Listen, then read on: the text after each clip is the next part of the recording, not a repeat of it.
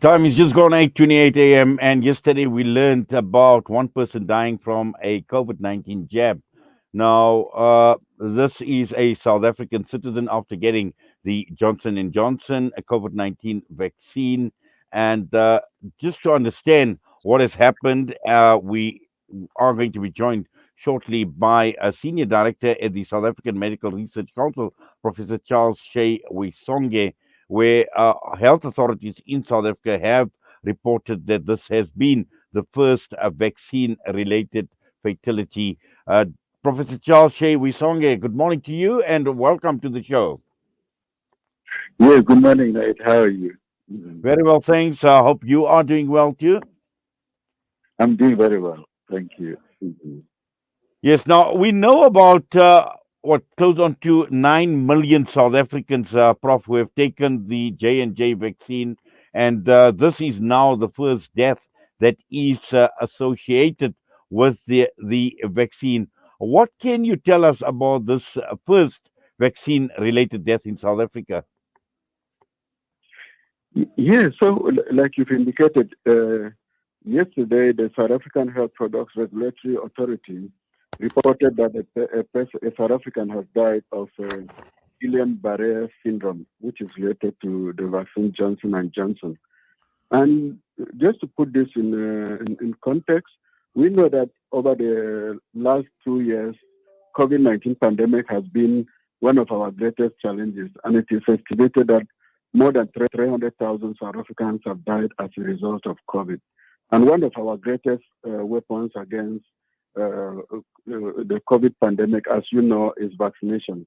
In South Africa now, over the last 1.5 years, 38 million vaccines are administered, and that includes more than 9 million doses of the Johnson and Johnson vaccine. And we have our health, the SAPRA, which is the South African Health Products Regulatory Authority, then monitors the safety of these vaccines and every other health product, including medicines.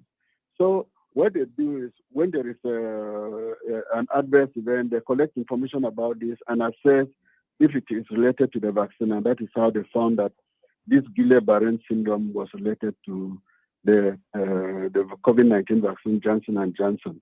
And just to indicate what Guillain-Barré syndrome is, this is a very rare disorder in which the body's immune system, which is our defense system, attacks the nerves. So we don't know how this condition actually occurs, but very often it occurs after COVID-19 infection, after other bacterial infections, where the antibodies that are developed to fight the infection, then start to fight the nerves. And it occurs very rarely. So that is what happened in this particular case. Also, Prof, just looking at the vaccine rollout in the country, and you mentioned well over 38 million shots vaccines, and of which 9 million have been J&J. Just what does this mean for the rollout of the COVID-19 vaccines going forward? What it means is that all South Africans should be assured that we have checks and balances to assess the safety of all products that are being given in South Africa, medicines and COVID-19 vaccines and every vaccines.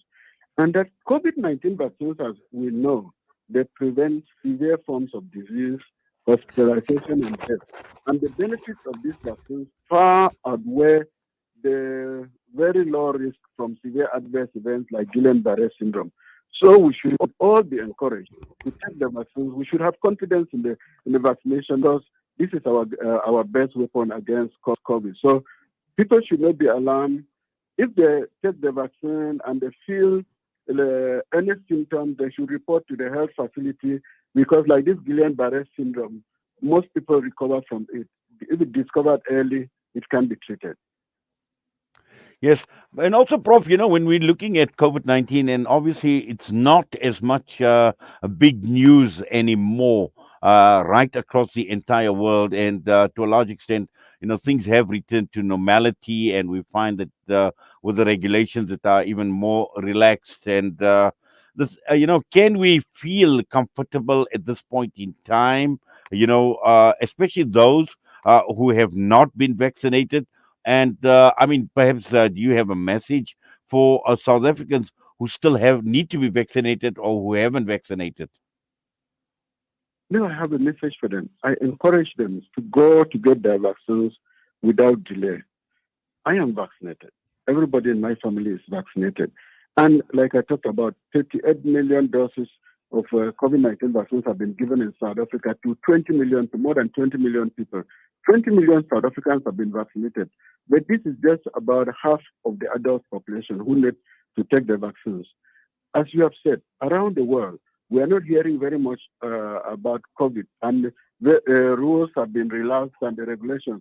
And that is because vaccination has helped a lot to push back this great threat. Around the world, out of the 8 million people in the world, 5.5 billion have been vaccinated. 67% of the world population has been vaccinated. And these are mostly people in high income countries. So there are countries where nearly 100% of people have been vaccinated. But of course, we know that in most African countries, like in South Africa, the proportion of people who have been vaccinated is very low. COVID-19 vaccines prevent severe forms of COVID, prevent hospitalization, and prevent death. And COVID is not yet gone. We have just relaxed the rules because it is not as serious a problem again. There are not as many cases as there were before, but it is still there and people are still dying. So anybody who has not yet been vaccinated should get vaccinated. And if you are vaccinated and you feel anything, any symptoms, report to your health facility. We have procedures in place to be able to respond to any adverse events that might occur.